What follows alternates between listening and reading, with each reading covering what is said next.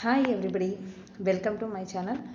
இந்த சேனலில் ஆன்லைன் சம்மந்தமான வேலைகள், ஆன்லைனில் நாங்கள் வேலை பார்க்கக்கூடிய தளங்களில் உள்ள அப்டேட்ஸ் எல்லாத்தையும் உடனே வீடியோவாக நாங்கள் கொடுத்துட்ருக்குறோம்.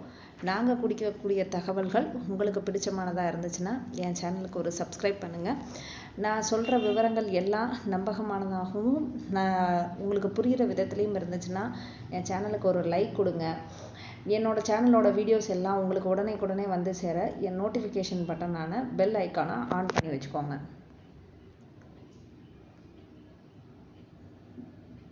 ஆன்லைன் வேலைகள் லாபகரமானது மற்றும் கவனமாக செய்யக்கூடியது. இதில் குறிப்பிடப்படும் வேலைகளில் இணைவது எந்தவித கட்டாயமும் இல்லை. முழுக்க உங்கள் விருப்பம் சார்ந்தது மட்டுமே. இப்படி ஒரு வேலை உள்ளது என்பதை மட்டுமே நான் பகிர்கிறேன். முதலீடு செய்யும் முன் நன்கு ஆலோசித்து முடிவு செய்வோம். இணைவதும் விலகுவதும் உங்கள் விருப்பம் சார்ந்தது. இன்றைக்கி நாம் பார்க்க வந்திருக்க கம்பெனியோட பேர் என்ன பார்த்தீங்கன்னா, school of business organisation, school SBO. ஓகேங்களா? இதோட லாஸ்ட் அப்டேட் என்ன, இப்போ லேட்டஸ்ட்டாக என்னென்ன அப்டேட் கொடுத்துருக்காங்க அப்படின்னு சொல்கிறேன். என்ன டேட்டில் கொடுத்துருக்காங்க அப்படின்னா, நேற்று நைட்டு கொடுத்துருக்குறாங்க. ஓகேங்களா? நேற்று 29/8 நேற்று நைட் டைமிங் வந்து பார்த்திங்கன்னா 11:19 கொடுத்துருக்காங்க. நான் என்னோடய எல்லா வீடியோஸ்லேயும் அந்தந்த கம்பெனியில் என்ன இதில் நாங்கள் வேலை பார்க்குறோமோ அந்த தளத்தில் உள்ள வீடியோஸ் போடும்போது நாங்கள் டேட் அண்ட் டைமுடைய நாங்கள் அப்டேஷனை வந்து கொடுக்குறோம், எப்போ வந்துச்சுங்கிறது.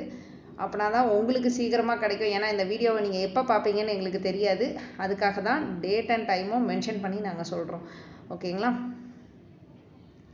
வீடியோக்குள்ளே போகிறதுக்கு முன்னாடி என் சேனலுக்கு வந்து ஒரு சப்ஸ்கிரைப் கொடுங்க. நீங்கள் கொடுக்குற ஒவ்வொரு சப்ஸ்கிரைப் தான் எனக்கு ஒரு பெரிய சப்போர்ட்டிவாக இருக்கும். அடுத்தடுத்து நிறைய வீடியோஸ் பண்ணி உங்கள்கிட்ட கொண்டு வந்து சேர்க்குறதுக்கும் யூஸ்ஃபுல்லாக இருக்கும். உங்களுக்கு ஏதாவது டவுட் இருந்துச்சுன்னா கண்டிப்பாக கமெண்ட்ஸில் கேளுங்க. நான் பார்க்குறப்போ உங்களுக்கு வந்து அதுக்கு நான் ரிப்ளையை கொடுக்குறேன். உங்களோட சப்போர்ட் தான் என்னோடய சேனலை அடுத்த லெவலுக்கு எடுத்துகிட்டு போகும். என்னோட வீடியோஸ் வந்து உங்களுக்கு தொடர்ந்து கிடைக்கிறதுக்கு நோட்டிஃபிகேஷன் பட்டனையும் ஆன் பண்ணி வச்சுக்கோங்க. இன்றைக்குள்ள டாபிக்ஸ் என்ன அப்படின்னு பார்த்தீங்கன்னா, BDO ஆஃபீஸர் செலெக்ஷன் வந்து நடந்துட்டு இருந்துச்சுன்னு நம்ம எல்லாருக்கும் தெரியும். BDO ஆஃபீஸர் செலெக்ஷனுக்கு வந்து பார்த்திங்கன்னா 6000 அப்ளிகேஷன்ஸ் வந்து வந்திருக்கு அப்படின்னு சொல்லியிருந்தாங்க. அதில் வந்து பார்த்திங்கன்னா 800 மெம்பர்ஸ் வந்து எலிஜிபிள் ஆகியிருக்காங்க. 800 மெம்பர்லேயுமே மினிமம் வந்து ஒரு 300 மெம்பர்ஸ் மட்டும்தான் இப்போ வந்து BDO ஆஃபீஸருக்கு தேவை. சரிங்களா? இது எதுக்காக வந்து BDO ஆஃபீஸர் அப்படிங்கிறதுனா, BDO ஆஃபீஸருக்கு வந்து பொறுப்பு வந்து அதிகம். அதாவது கம்பெனியை பற்றின முழு விவரம் தெரிஞ்சவராக அவர் இருக்கணும். கம்பெனி எப்போ ஸ்டார்ட் ஆச்சுங்கிறதுல யார் என்ன கொஸ்டின் பண்ணாலும் சரி, கம்பெனியில் என்னென்ன பிளான் இருந்துச்சுன்னாலும் சரி, அதை எல்லாம் தெளிவாக தெரிஞ்ச ஒரு பர்சனால், கம்பெனியை தொடர்ந்து ஃபாலோ பண்ணுற ஒரு பர்சனால் மட்டும்தான் BDO ஆஃபீஸர் பொசிஷனில் வந்து கரெக்டாக ஃபிட் ஆக முடியும். ஓகேங்களா? இப்போ கம்பெனியில் நான் நிறைய விஷயங்கள் தெரிஞ்சுக்கல, கம்பெனிக்கு என்ன வெப்சைட் இருக்குது, என்ன மாதிரியான கம்பெனி வந்து எப்போ ரன் ஆகிட்டுருக்கு அப்படின்னு அவங்களுக்கு தெரியல அப்படின்னா அவங்கக்கிட்ட கொஸ்டின் கேட்குறவங்களுக்கு எப்படி எக்ஸ்பிளைன் கொடுப்பாங்க? அந்த கொஸ்டின் கேட்குறவங்களுக்கு எக்ஸ்பிளைன் கொடுக்குறதுக்கு தான் BDO ஆஃபீஸரே மெயினாக வந்து செலக்ட் பண்ணியிருக்காங்க. ஓகேங்களா? அப்படிங்கும்போது அவங்க கம்பெனியை பற்றி ஃபுல்ஃபில்லாக தெரிஞ்சுக்கணும். அதனால் இப்போ வந்து BDO ஆஃபீஸர் செலெக்ஷனை கம்ப்ளீட் பண்ணிட்டாங்க. அதே மாதிரி digital task worker, digital influencer எல்லாத்துக்குமே வந்து செலெக்ஷன் பண்ணி முடிச்சாச்சு. சரிங்களா? இனிமேல் வந்து அவங்களோட இதை வந்து நீங்கள் ஓப்பன் பண்ணி பார்த்தீங்கன்னா, ஒர்க் பண்ணும்போது ஃப்ரண்டில் வந்து உங்களுக்கு வந்து காட்டும். சரிங்களா? நீங்கள் வந்து என்ன பொசிஷனில் இருக்கிறீங்க அப்படிங்கிறது நம்மளோட ஹோம் பேஜில் காட்டும்னு சொல்லியிருக்காங்க. ஒர்க்கு ஸ்டார்ட் டேட் வந்து பார்த்திங்கன்னா தேர்ஸ்டேக்குள்ளே ஸ்டார்ட் பண்ணுறதா சொல்லியிருக்காங்க. அன்றைக்கி வந்து ஒர்க்கை ஸ்டார்ட் பண்ணிவிடுவோம். மார்னிங் ஆர் ஈவினிங் வந்து பேட்ச் வைஸ் தான் ரன் பண்ண போகிறதா சொல்லியிருக்காங்க. ஓகேங்களா? நம்மளுக்கு இதுதான் ரொம்ப எதிர்பார்ப்போடு எல்லோரும் காத்துட்டு இருந்திருப்பாங்க, எப்போ ஒர்க்கு ஸ்டார்ட் ஆகும்னு. அதனால் எல்லாருக்கும் சொல்லிட்டாங்க. அந்த டைமிங்கில் உங்களுக்கு வந்து ப்ராப்பர் இன்ஃபர்மேஷன் நம்மளுக்கு வரும். அப்போ வரும்போது நாங்களும் அதையும் ஒரு வீடியோவாக பண்ணி நாங்கள் உங்களுக்கு கொடுக்குறோம். சரிங்களா? விட்ராயல் அமௌண்ட் வந்து நாளையிலேருந்து ஸ்டார்ட் ஆகும். அதாவது இது வந்து நேற்று கொடுத்த ஆடியோ, அதனால் நான் நாளையிலேருந்துன்னு சொல்கிறேன். அதாவது வியாழக்கிழமைக்குள்ள ஆடியோ. நான் இப்போ வெள்ளிக்கிழமை இதை வந்து ரெக்கார்ட் பண்ணிகிட்ருக்கிறேன். ஓகேங்களா? ஃப்ரைடே அதாவது 30ஆம் தேதி நான் ரெக்கார்ட் பண்ணிகிட்ருக்கிறேன். அவங்க வந்து நாளையிலேருந்து போட ஸ்டார்ட் பண்ணுறதா சொல்லியிருக்காங்க. தட் மீன்ஸ் இன்னையிலேருந்து. ஓகேங்களா? இன்னையிலேருந்து போட ஸ்டார்ட் பண்ணுவாங்க. அதுக்கு இன்னைக்கு இல்லை 1 or 2 days டிலே ஆனாலும் ஆகலாம் அப்படிங்கிறதையும் சொல்லியிருக்காங்க. ஓகேங்களா, ஏன்னா பேக் அண்ட் ஒர்க் ஏதோ போயிட்டுருக்கு, அது முடிச்சாதான் அவங்க வந்து ஸ்டார்ட் பண்ணுவாங்க. எஸ்பிஓவை பொறுத்த மட்டுமே எப்போவுமே சொல்கிறேன் சார், எப்போவுமே சொல்கிற ஒரு விஷயம் என்னென்னா, டிலே இருக்க தான் செய்யும். நிறைய டிலே பார்த்துட்டு தான் வந்திருக்கோம், நிறைய மாதங்கள் வெயிட் பண்ணியிருக்கிறீங்க, விட்ராயலுக்காக நிறைய வெயிட் பண்ணிட்டு இருந்திருக்கோம். டிலே எப்போவுமே இருக்கும். ஆனால் அவங்க வந்து பேமெண்ட்டை வந்து இது வரைக்கும் கொடுக்காம இருந்ததில்லை. ஓகேங்களா, கம்மியான அமௌண்ட்டில் ஜாயின் பண்ணவங்க கூட அதிகமாக ஏர்ன் பண்ணது இந்த கம்பெனியில் தான் இருக்கும். வெறும் 300 ரூபா 350 ரூபாய்க்கு ஜாயின் பண்ணவங்கலாம் அதிகமாக அமௌண்ட் எடுத்துருக்குறாங்க அப்படின்னா அது இந்த கம்பெனியாக தான் இருக்கும். அவ்வளோ அமௌண்ட் வந்து எஸ்பிஓ கொடுத்துருக்கு. இப்போ வந்து அது ஃபுல் ப்ரூஃபோட இதாக பண்ணும்போது, ஒரு பார்ட் டைம் கேட்டகரியில் இருக்கும் போது அதில் வந்து நிறைய ஸ்ட்ரகிள் ஃபேஸ் பண்ண வேண்டியிருக்கு. பேங்க் சைடில் வந்து நிறைய ஸ்ட்ரகிள் ஆகுது அப்படின்னு அவங்க சொல்கிறாங்க. ஓகேங்களா, அடுத்து வந்து பார்த்திங்கன்னா, no referral amount those give refund request. யாரெல்லாம் வந்து ரீஃபண்ட் ரிக்வஸ்ட் வந்து அப்ளை பண்ணியிருக்கீங்களோ அவங்களுக்கு வந்து ரெஃபரல் அமௌண்ட்டை வந்து கட் பண்ணிவிடுவோன்னு சொல்லிட்டாங்க.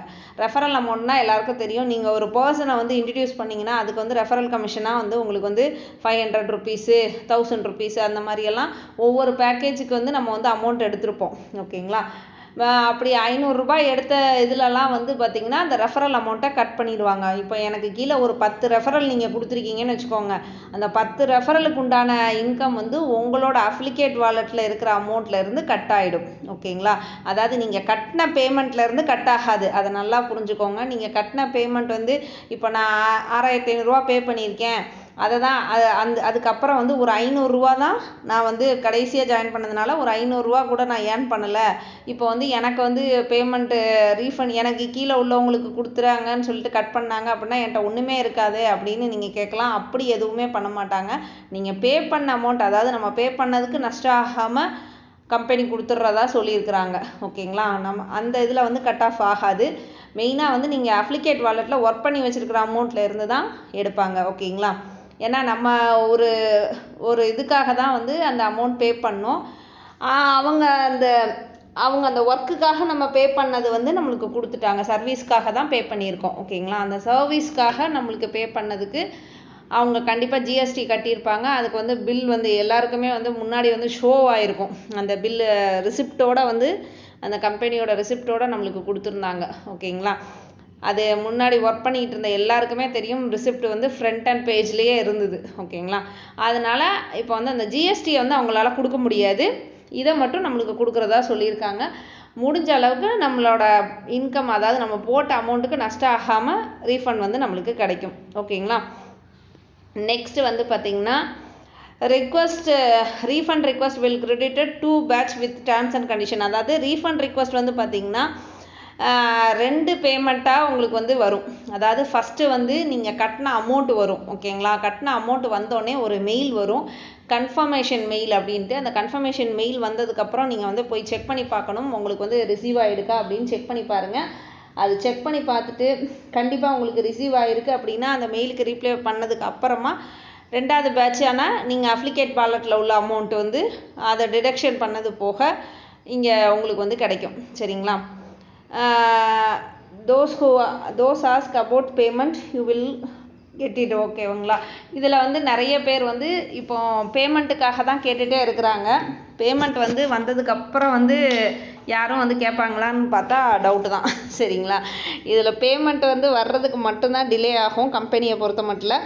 ரிசீவர் இது வந்து எப்போவுமே டிலே ஆக தான் செய்யும். ஓகேங்களா, கம்பெனியில் நிறைய டைம் வந்து இதை நம்ம பார்த்தாச்சு. ஆனால் கொடுக்காம இருந்ததுங்கிறது ஒரு நாளும் கிடையாது. கண்டிப்பாக வந்து அமௌண்ட் வந்து கிரெடிட் ஆகிடும். நீங்கள் சொல்லலாம், நான் 1 வருஷம் ஆயிடுச்சு, 1 மாதம் ஆயிடுச்சு, ஒரு மாதக்கணக்கில் வெயிட் பண்ணது போக இப்போ வந்து இயரே ஆயிரும் போல் இருக்குது அப்படின்லாம் நீங்கள் சொல்லலாம். எல்லாரோட கஷ்டமுமே எல்லாருக்குமே புரியாமல் இல்லை. ஏன்னா ஒரு அமௌண்ட் வந்து கிடைக்கிறதுங்கிறது சாதாரண விஷயம் இல்லை. எல்லாருமே கஷ்டப்பட்டு தான் அதில் இன்வெஸ்ட் பண்ணியிருப்பாங்க. அந்த அமௌண்ட்டை எவ்வளோ தூரம் ரெடி பண்ணியிருப்பாங்கங்கிறதும் எல்லாருக்கும் தெரியும். அந்த அமௌண்ட்டு வர்றதுக்கு இவ்வளோ டிலே ஆகுங்கிற போது எல்லாருக்குமே கஷ்டம் இருக்கும் தான், இல்லைன்னு சொல்ல. கம்பெனி சைடில் அவங்களுக்கு உண்டான ஸ்ட்ரகிள்ஸை அவங்க சொல்கிறாங்க, நம்மளுக்கான ஸ்ட்ரகிள்ஸை சொல்கிறோம், அவ்வளோதான் வித்தியாசம். முடிஞ்ச அளவுக்கு இந்த வீடியோவை ஸ்கிப் பண்ணாமல் கேளுங்க. அப்படின்னா தான் நான் இதில் என்னென்ன டீட்டெயில்ஸ் சொல்லியிருக்கணும் எல்லாமே உங்களுக்கு கரெக்டாக வந்து ரீச் ஆகும். ஓகேங்களா?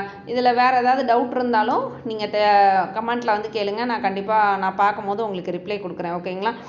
ஏன்னா நிறைய விஷயங்கள் வந்து ரிப்பீட்டடாக விட்ராயல் சம்மந்தமாகவும் இது சம்மந்தமாகவும் தான் போயிட்டுருக்கு.